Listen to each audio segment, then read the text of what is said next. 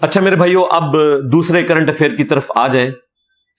جو مشہور زمانہ ایک فیملی ولاگر ہیں، یوٹیوبر ہیں، حضرت رجب بٹ صاحب حفظہ اللہ تعالی من الجنت والناس. واللہ میں اس بندے کو جانتا تک نہیں تھا. یہ اس رمضان کے اندر جب وہ ایک ہنگامہ کھڑا ہوا تو مجھے تعارف ہوا کہ یہ بھی کوئی دنیا میں بندہ ہے. اس کی وجہ یہ ہے کہ میرے پاس اسمارٹ فون نہیں ہے، جو کچھ ہوتا ہے وہ یوٹیوب کے ذریعے میرے تک پہنچتا ہے، اور وہ بھی ظاہر ہے میں نے تو اس قسم کے کوئی چینل سبسکرائب کیے نہیں ہوئے کہ میرے تک کوئی اس قسم کی ویڈیوز پہنچے. تو مجھے تو بعد میں پتا چلا کہ پاکستانی قوم تو یہی کچھ دیکھنا چاہ رہی ہے، اور یہ وہ لوگ دیکھ رہے ہیں ان کی ویڈیوز بے حیائی کے اوپر مبنی، جو کہ لوگوں کو غیرت کے بھاشن دیتے ہیں. تو بھائی جو کچھ وہ اپنی ویڈیوز کے ذریعے کر رہے ہیں نا، ان میں اور آپ میں کوئی فرق نہیں ہے. دیکھنے والے بھی اتنے ہی بڑے مجرم ہیں، بلکہ زیادہ بڑے مجرم ہیں جو اس طرح کے لوگوں کو پروموٹ کرتے ہیں اور پھر گلا شکوہ کرتے ہیں کہ جی بے حیائی پھیل گئی، دیکھیں جی یہ کیا کر رہا ہے. تو آپ خود دیکھ کے کہتے ہیں جی دیکھیں جی، شامل ہیں آپ لوگ بیچ میں. بہرحال اس محرم الحرام 1447 ہجری میں جولائی 2025 کے اندر ان پہ اب ایک نئی افطار ٹوٹی کہ ان کی 2 سال پرانی ایک ویڈیو کا کلپ کاٹ کے وائرل کیا چند ایک بریلوی، دیوبندی اور اہل حدیث علماء نے. کیونکہ انہیں ہر محرم میں کوئی ایسی چیز چاہیے ہوتی ہے، جب کوئی گستاخی نہ کرے تو وہ خود گستاخی ڈھونڈتے ہیں تاکہ وہ گستاخی ملے اور ان کے چندے چلے، اور پھر یہ اپنے ماموں کے دفاع کے نام کے اوپر جو ہے وہ لوگوں کو گمراہ کریں. اس دفعہ کوئی گستاخی رپورٹ نہیں ہوئی تھی، تو انہوں نے 2 سال پرانی ایک ویڈیو جو 15 ستمبر 2023 کی اپلوڈنگ ڈیٹ ہے، یوٹیوب کے اوپر جا کے دیکھ لیں. یوٹیوب کا تو کوئی فرقہ نہیں نا، جھوٹ تو بریلوی، دیوبندی، اہل حدیث، شیعہ، مولوی بولتے ہیں نا، یوٹیوب تو جھوٹ نہیں بولتا نا. 1.7 ملین کے قریب لوگ وہ ویڈیو دیکھ چکے ہیں. اس کا ایک کلپ اس جولائی 2025 میں کاٹ کر وائرل کیا، اور لوگ ثواب سمجھ کے اس کا باقاعدہ جواب دے رہے ہیں کہ جی وہ جی حضرت معاویہ رضی اللہ تعالیٰ عنہ اور حضرت ابو سفیان رضی اللہ تعالیٰ عنہ کی گستاخی ہو گئی ہے، اور اس کو گرفتار کیا جائے، اس پہ FIR کاٹی جائے. اور آپ اپنے علماء کی تحقیق کا لیول یہ دیکھیں، یہ کتنے پڑھے لکھے ہیں، کتنے سمجھدار ہیں. کسی نے یہ زحمت گوارا نہیں کی کہ دیکھ لیں کہ یہ ویڈیو آج کی ہے یہ پرانی ہے. چلیں یہ پرانی ویڈیو تھی، انہوں نے خود اب دوبارہ سے اپلوڈ کی ہوتی تو بھی میں مان لیتا کہ چلو یہ نئی ویڈیو ہے، اس اعتبار سے کہ اس نے دوبارہ سے ویڈیو اپلوڈ کی اس کے دشمنوں نے، وہ دشمن کے جنہیں خود بھی دین سے کوئی لینا دینا نہیں ہے. آپ کو بھی پتا ہے نا کہ ہماری اس اکیڈمی میں بھی جب بریلوی فرقے کے چند لوگوں نے حملہ کیا، پرانی جب ہماری اکیڈمی ہوتی تھی وہاں پہ، تو اکثر لوگ ایسے تھے جنہوں نے ہاتھ میں کڑے باندھے ہوئے تھے، کانوں میں انہوں نے بالیاں پہنی ہوئی تھی، جنہوں نے کبھی شاید جمعے کی نماز بھی نہ پڑھی ہو، اور وہ عشق رسول کی خاطر وہاں آئے ہوئے تھے. تو ادھر بھی یہ اس قسم کے لوگ ہوتے ہیں. لیکن مولوی تو یار پڑھا لکھا طبقہ ہے، ایٹ لیسٹ اپنے آپ کو دین کے حوالے سے وہ ایجوکیٹڈ سمجھتے ہیں. ان کا تو کام تھا وہ تحقیق کرتے کہ ویڈیو نئی ہے پرانی ہے. سارے بول رہے ہیں، TLP کے بھی علماء باہر آ گئے ہیں، وہ 2 ماموں کے بھانجے جو ہیں لاہور والے، 2 برادران، وہ بھی سامنے آ گئے ہیں. دیوبندیوں نے بھی اپنے چینل کے اوپر ویڈیوز اپلوڈ کی ہوئی ہیں، اور وہ 2 بھائی تو میرا نام تو ہمیشہ بیچ میں تبرک کے طور پہ ڈال دیتے ہیں. مسئلہ ان کا اپنا خراب ہوتا ہے، میرا نام بیچ میں دے دیتے ہیں. ابھی ان کے اپنے ایک مولانا امیر حمزہ صاحب نے حق گوئی کی تو ان کا رد کرتے ہوئے بھی میرا نام برکت کے لیے لے رہے ہیں، ان کو بھی انہوں نے گن پوائنٹ پہ رجوع کروا دیا. اس طرح رجوع نہیں ہوتا بھائی، جو انہوں نے لکھنا تھا وہ لکھ دیا. وہ آپ کو بھی پتا ہے کہ اس طریقے سے رجوع نہیں ہوتا. بس انہوں نے اپنی بھولی بھالی بھیڑوں کو بچانے کے لیے اس مسئلے کو سالو کرنے کی کوشش کی. انشاءاللہ وہ میں بعد کے پروگراموں کے لیے رکھتا ہوں، کسی سنڈے میں انشاءاللہ اس ٹاپک کو بھی ایڈریس کروں گا. فی الوقت تو یہ رجب بٹ کا معاملہ ہے. جہاں تک وہ پرانی ویڈیو 2 سال، اس میں جو کچھ انہوں نے بولا میں اسے گستاخی ہی سمجھتا ہوں. کوئی بھی صحابی جو نبی الاسلام پر ایمان لایا، آپ کی صحبت کی، خواہ اس کے اعمال کیسے ہی ہوں، ہم نے اس کی صحابیت کا احترام کرتے ہوئے اگر اسے رضی اللہ تعالیٰ عنہ نہیں کہنا تو کم از کم اتنا احترام کریں کہ ہم کسی صحابی کے بارے میں کوئی گالی گلوچ کا معاملہ نہ کریں. چونکہ رجب بٹ کا تعلق اہل تشیع و مکتب فکر سے ہے تو میں ان کے لیے تو اسپیسیفکلی یہ بات کروں گا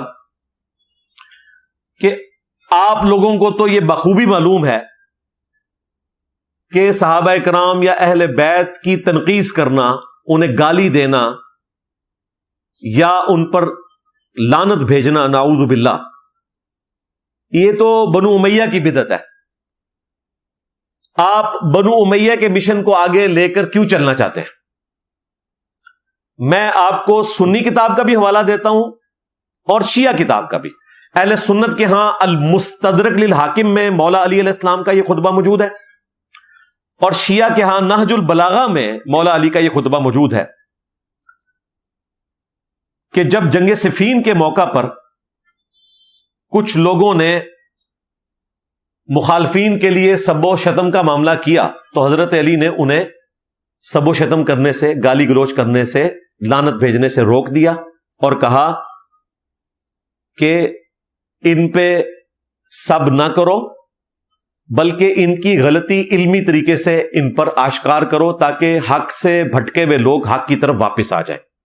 یہ نہج البلاغہ میں موجود ہے، حاکم میں موجود ہے کہ اہل شام کو گالی مت دو، ان کی برائی کو برا کہو. یعنی مولا علی کی سنت یہ ہے کہ وہ اپنے مخالفین کے لیے بھی میدان جنگ میں بھی لعنت بھیجنے کے قائل نہیں ہے. تو مولا علی کا حقیقی شیعہ وہی ہوگا جو دشمنان اہل بیت پہ لعنت بھیجنے کی بجائے علمی طریقے سے ان کی غلطی ہائی لائٹ کرے، جس کو وہ دشمنان اہل بیت میں سے سمجھتا ہے. وہ ہر بندے کا اپنا رائٹ ہے اپنے علم کی بنیاد پہ جس رزلٹ پہ بھی وہ پہنچے. رہا ہمارا معاملہ تو ہم تو سیدنا علی کے ساتھ کھڑے ہوئے ہیں. ہم کسی بھی صحابی کے حق میں، خواہ وہ حضرت معاویہ رضی اللہ تعالیٰ عنہ ہوں، حضرت ابو سفیان رضی اللہ تعالیٰ عنہ ہوں، حضرت مغیرہ ابن شعبہ رضی اللہ تعالیٰ عنہ ہوں، حضرت عمر بن عاص رضی اللہ تعالیٰ عنہ ہوں، یہ تمام اصحاب، ہم کسی کے حق میں بھی کوئی نازیبا جملہ اپنی طرف سے بولنے کے قائل نہیں ہیں، نہ لعنت بھیجنے کے قائل ہیں. ہم سب کو رضی اللہ تعالیٰ عنہ کہتے ہیں. البتہ جو کچھ احادیث میں نبی علیہ السلام کی مبارک زبان سے ان لوگوں سے متعلق چیزیں آئیں وہ تو ہم بیان کریں گے، اور ان کو بیان کرنے سے جو ہمیں روکے گا ہم اس کے اسلام میں شک نہیں کریں گے، کفر پہ یقین کریں گے. جو ہمیں یہ بتائے گا کہ نبی کی یہ بات آگے بیان نہیں کرنی. امام مسلم نے صحیح مسلم کے مقدمے میں لکھا ہے کہ یہ ساری حدیثیں میں اس لیے لکھ رہا ہوں تاکہ عوام الناس جو صحیح اور ضعیف میں فرق نہیں کر سکتے نا، وہ میری کتاب کو پڑھ کر صحیح احادیث تک پہنچ جائیں. یہ کہتے نہیں سلف کا فہم بتائیں. امام مسلم نے مسلم شریف کے مقدمے میں لکھ دیا سٹارٹ میں کہ میں عوام الناس کے لیے مسلم شریف لکھ رہا ہوں. یہ لادہ بات ہے کہ انجینئر صاحب نے اسے عوام الناس میں عام کیا، لیکن امام مسلم کی خواہش اگرچہ 1200 سال بعد اس طریقے سے پوری ہوئی ہے، لیکن وہ پوری ہوگی، وہ ان کی خواہش ہے. ہمیں آپ کسی اور امام کے اقوال نہ بتائیں، امام مسلم نے خود بتایا. اور جتنی احادیث بنو امیہ کو ننگی کرتی ہیں نا، جو کرٹیکل احادیث ہیں، وہ ساری صحیح مسلم میں موجود ہیں. میں آج بیان کیا تو 1 گھنٹہ اور لگ جائے گا، اس کے لیے میری ویڈیو دیکھیں. کیا امام مسلم شیعہ ہو گئے تھے؟ سوالیہ نشان. اس میں نے وہ ساری احادیث ڈسکس کی ہوئی ہیں. آج ٹاپک نہیں ہے، یا کربلا والا ریسرچ پیپر میرا پڑھ لیں.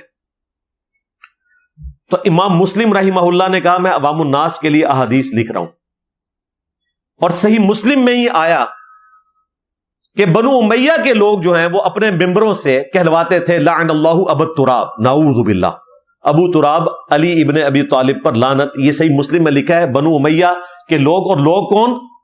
آل مروان میں سے ایک حاکم وقت جس کو یہ گلے پھاڑنے والے 2 حافظہ اللہ تعالی علماء کرام، کرائم نہیں بولتا میں، وہ کہتے ہیں کہ وہ مجہول شخص تھا، وہ حاکم تھا، گورنر تھا. مدینے میں جو جمعیت اہل حدیث تھی اس کا صدر تھا. وہ ظاہر ہے آج کی لینگویج میں کوئی مجہول شخص نہیں تھا، حاکم مدینہ. سال ابن سعد السعدی کو کہتا ہے کہ تم کہو لعن اللہ ابو تراب. یہ کہتے تھے جی سب کا ترجمہ جو ہے وہ تنقید ہے، گالی نہیں ہے، تو وہ امام مسلم نے بتا دیا سب کا ترجمہ لعنت ہی ہے، لہذا بنو امیہ جب سب کہیں تو اس سے مراد لعنت ہوتی ہے۔ اب اس کو جوڑ لینا ہے 6220 کے ساتھ کہ جب ان کے ماموں نے ہمارے ماموں یعنی نبی علیہ السلام کے ماموں سعد ابن ابی وقاص سے کہا کہ تم ابو تراب پر سب کیوں نہیں کرتے، کون سی چیز تمہیں روکتی ہے؟ ابو تراب بھی کہا اور سب بھی کہا، تو وہاں سب سے مراد یہی ہے۔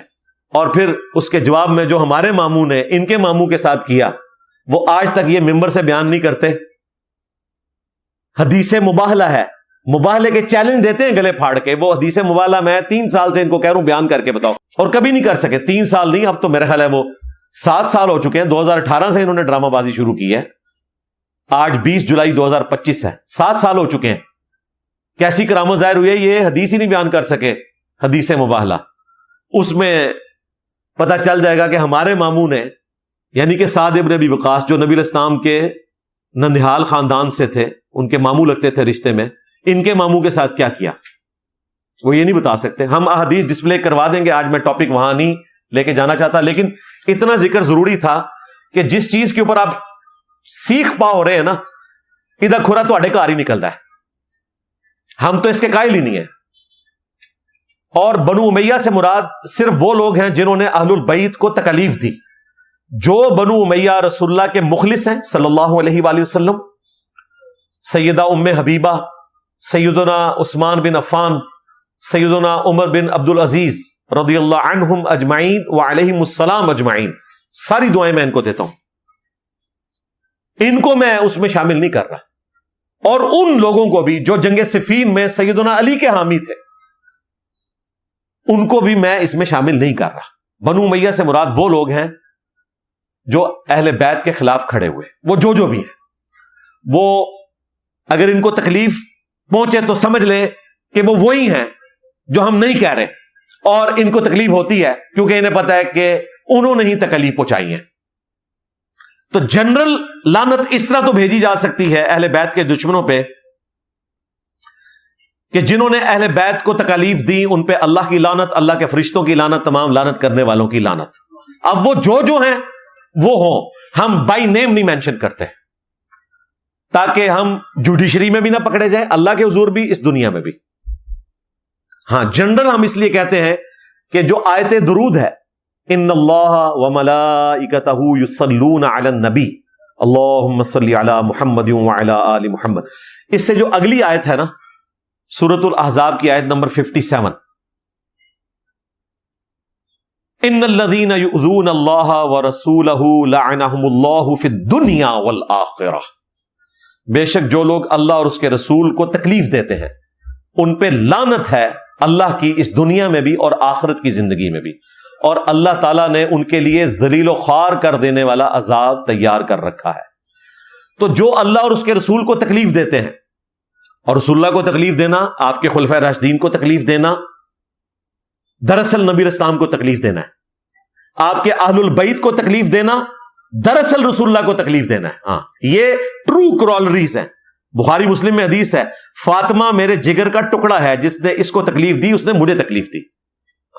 اس کے تحت جن جن لوگوں نے خلفائے راشدین کو تکلیف دی، اہل البیت کو تکلیف دی، نبی الاسلام کے مخلص جانثار صحابہ کو تکلیف دی، وہ سب کے سب اس کیٹیگری میں فال کرتے ہیں، سوائے ان لوگوں کے کہ جنہوں نے مرنے سے پہلے توبہ کر لی۔ اب وہ کون کون لوگ ہیں، اس کے لیے آپ ہمارا کربلا والا ریسرچ پیپر پڑھ لیں، 200 احادیث اکثر بخاری و مسلم سے میں نے جمع کی ہیں، وہ عربی میں بھی ہے، اردو میں بھی ہے، انگلش میں بھی ہے، ہندی میں بھی ہے، بنگلہ زبان میں بھی ہے، فارسی میں بھی ہے۔ پورے ملک میں ہم بالکل فری دیتے ہیں، صرف ڈاک کا خرچہ لیں گے آپ سے 500 روپیہ ٹی سی ایس کا۔ کربلا کا ریسرچ پیپر 32 صفحوں پہ coloured print plus 8 research paper مزید اور 3 اذکار کارڈ، یہ 12 کا پیکج فری آپ کے گھر آ جائے گا۔ صرف 500 روپے آپ نے دینا ہے، صبح 9 سے لے کے شام 5 بجے تک۔ 032159000162 ہماری اکیڈمی کا نمبر ہے، اس پہ رابطہ کر کے منگوا سکتے ہیں۔ اس سے ہماری کوئی کمائی نہیں ہوتی ہے، ہم اپنی طرف سے یہ پیسے ڈالتے ہیں تب آپ کو فری دے رہے ہیں، اور لاکھوں نسخے ہم تقسیم کر چکے ہیں کیونکہ ہم نے اللہ کے حضور آخرت میں اپنا اجر پکا کر لیا۔ بخاری مسلم میں حدیث ہے، انسان کہتا ہے میرا مال میرا مال میرا مال، جبکہ انسان کا مال تو وہ ہے جو اس نے کھا لیا یا پہن کر بوسیدہ کر لیا یا اللہ کی راہ میں خرچ کر کے آخرت میں سٹور کر لیا، جو ہم کر رہے ہیں ریسرچ پیپرز کا، باقی تو تیرے ورثہ کا مال ہے، تو وہ اللہ کے حضور ہمارا اجر پکا ہے۔ آج ٹاپک نہیں ہے، لیکن یہ بھی تقاضا تھا کہ جن لوگوں کو اپنے ماموں کا اتنا درد محسوس ہوا کہ پوری امت کو تم لوگ ماموں بنا رہے ہو اس کی بنیاد کے اوپر، تو وہ درد ان لوگوں کے لیے بھی محسوس کرو کہ جنہیں نبی صلی اللہ علیہ وآلہ وسلم کی سنت کو اسٹیبلش کرنے کے لیے تمہارے بڑوں سے تکلیف اٹھانی پڑی۔ اب میں یہ سارے الفاظ کوڈ ورڈز میں بول رہا ہوں تاکہ جوڈیشری کی لینگویج میں وہ پکڑے نہ جائیں، اور اگر ان کو لگے کہ یہ ان کے کسی بڑے کو لگ رہے ہیں تو اس کا مطلب ہے کہ ان کو پتا ہے کہ انہوں نے کیا سب کچھ، ظاہر یہی مطلب ہے۔ اور اگر انہوں نے نہیں کیا تو آپ کو دکھی ہونے کی ضرورت نہیں ہے، آپ اپنی عوام کو ایجوکیٹ کریں کہ جنیر صاحب جن کا کہہ رہے تھے وہ تو یہ لوگ تھے، کیونکہ میں نے تو نام نہیں لیا۔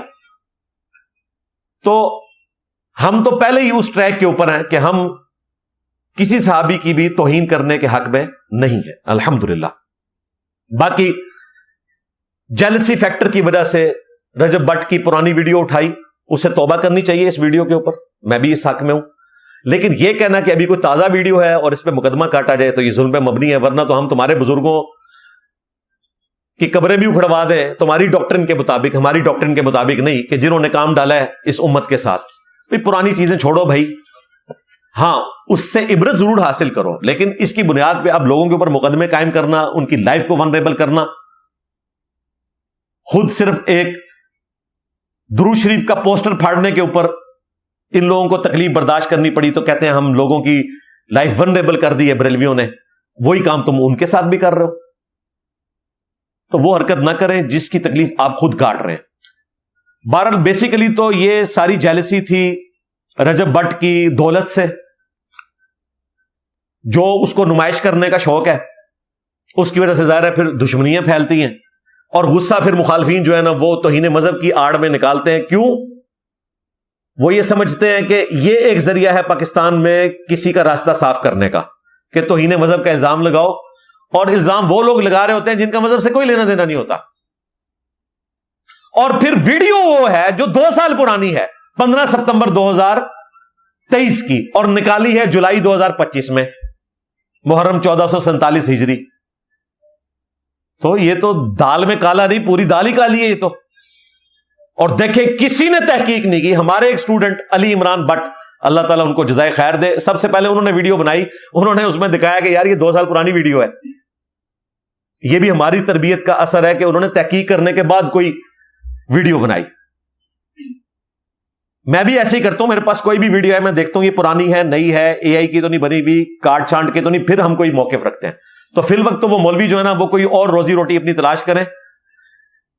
اس دفعہ کوئی گستاخی رپورٹ نہیں ہوئی تھی تو ان کو گستاخی کا فوبیا ہے، انہوں نے خود گستاخی بنائی، کیونکہ ان کے منہ کو لگی ہوئی ہیں یہ گستاخیاں، صرف گستاخی کرنے والوں کے منہ کو نہیں لگی ہوئی ہیں، جو اس کے دفاع پہ چندے بٹورتے ہیں نا ان کے منہ کو بھی گستاخی لگی ہوئی ہے۔ اس دفعہ نہیں ہوئی تھی تو انہوں نے خود سے بنا لی 2 سال پرانی ویڈیو۔ تو آپ مجھے بتائیں گستاخ کون ہوئے؟ میں سمجھتا ہوں کہ رجب بٹ سے بڑے گستاخ وہ لوگ ہیں جنہوں نے 2 سال پرانی ویڈیو کے اوپر دوبارہ سے ملک کے اندر ایک ہنگامہ کھڑا کر دیا۔ یہ ملک کا امن بھی برباد کر رہے ہیں اور جان بوجھ کے ایک چیز کو، اور پھر سارے چلا رہے ہیں وہ، ٹھیک ہے؟ میں اپنی ویڈیو میں بالکل نہیں وہ چلاؤں گا جو کچھ اس نے بولا، یہ سارے چلا چلا کے خود جو ہے نا لانتے بھجوا رہے ہیں، خود اس کا حصہ بنے ہوئے یہ۔ تو اصل ایشو ان کا کچھ اور تھا، وہ جیلسی فیکٹر تھا جو میں سمجھاؤں، اور اس میں ظاہر ہے رجب بٹ کا اس حوالے سے قصور ہے کہ وہ جس طریقے سے اپنے معاملات کو لے کے چل رہا ہے تو اس میں یہ کچھ تو ہونا تھا۔ اب میں اس موقع کو غنیمت جانتے ہوئے اسی کانٹیکسٹ میں 2 فتنے جس کا شکار رجب بٹ خود ہوا اور باقی پاکستانی قوم کو اس نے کیا اور اس کی ہیٹ اس تک بھی پہنچی، ایڈریس کرنا چاہوں گا۔ نمبر 1 مال کا فتنہ، نمبر 2 بے حیائی کا فتنہ۔ جہاں تک مال کے فتنے کا تعلق ہے تو سورہ التغابن میں اللہ تعالیٰ نے فرمایا اعوذ باللہ من الشیطان الرجیم بسم اللہ الرحمن الرحیم انما اموالکم و اولادکم فتنہ، تمہارا مال اور تمہاری اولاد سوائے اس کے کچھ نہیں ہے کہ یہ تمہاری جانچ ہے، فتنہ ہے۔ یعنی مال بھی فتنہ، یہ پنجابی والا فتنہ نہیں ہے، عربی والا، اس کے ذریعے جانچا جائے گا۔ یہ نہیں ہے کہ مال کمانا حرام ہے، حرام طریقے سے کمانا حرام ہے، حلال طریقے سے کمانا آخرت اورینٹڈ ہو کر وہ تو جنت میں جانے کا سبب ہے۔ اور تمہاری اولاد فتنہ ہے، مراد یہ نہیں ہے کہ اولاد نہیں ہونی چاہیے، اولاد کے ذریعے آپ جنت کما سکتے ہیں اگر نیکی کے راستے پہ چلائیں گے۔ یہ آزمائش ہے، جانچ ہے تمہاری۔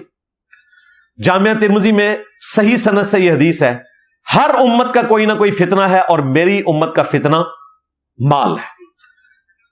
صحیح بخاری اور صحیح مسلم دونوں میں حدیث موجود ہے، نبی علیہ السلام نے اپنی وفات سے 1 مہینے پہلے غزوہ احد کے شہداء پر دوبارہ سے نماز جنازہ پڑھی، قبرستان میں جا کر وہاں ممبر لگوا کر قبرستان میں خطبہ دیا۔ اور عقبہ ابن عامر کہہ رہے ہیں میں نے آخری دفعہ رسول اللہ کو ممبر پہ دیکھا، اس کے بعد میں نے آپ علیہ السلام کو صحت کی حالت میں ممبر پہ نہیں دیکھا۔ 1 مہینہ پہلے عبرت کے لیے قبرستان میں خطبہ دیا، کیونکہ وہاں پر وہ لوگ دفن تھے جنہوں نے اسلام کا گولڈن پیریڈ نہیں دیکھا تھا اور ان کی محنت کا پھل بعد والے لوگوں نے کھانا تھا، تو نبی علیہ السلام نے باقی اصحاب کی عبرت کے لیے وہاں خطبہ دیا۔ اور دوسرا لیسن یہ تھا کہ اسی میدان میں مال غنیمت سمیٹنے کی وجہ سے نبی کی موجودگی میں فتح شکست میں بدل گئی تھی چند لوگوں کی نافرمانی کی وجہ سے، تو دیکھنا مال کے فتنے سے بچنا، یہ 2 ریزنز تھی۔ اس حدیث کی شرح نہیں بیان کر سکتے، اس میں الفاظ ہیں، اللہ کے محبوب صلی اللہ علیہ وآلہ وسلم نے فرمایا اللہ کی قسم میں اپنے حوض کوثر کو اس وقت بھی دیکھ رہا ہوں، یعنی اللہ کے محبوب علیہ السلام کو دکھا دیا گیا